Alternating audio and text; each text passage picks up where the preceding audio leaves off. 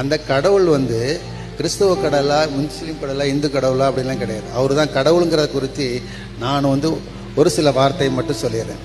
ஏன்னா நம்ம சைவ சித்தாந்தம்னு சொல்லி இருக்கக்கூடிய இந்த சைவ சித்தாந்தத்தில் கடவுளை பற்றி என்ன சொல்லுதுன்னா, கடவுள் பற்றி என்ன சொல்லுதுன்னு சொன்னால், சைவ சித்தாந்தம் முதல் சாத்திரம்னு சொல்லக்கூடியதுல அவன் அவள் அது எனும் மூவினையின் தோற்றிய திதியே ஒடுங்கி மலத்துலதாம் அந்த மாதி என்பனா புலவர்.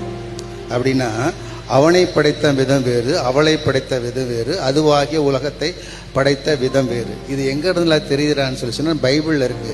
ஆதாம வந்து மண்ணினால் படைத்தார், ஏவாளை விழா எலும்பினால் படைத்தார் அப்படின்னு சொல்லிட்டு.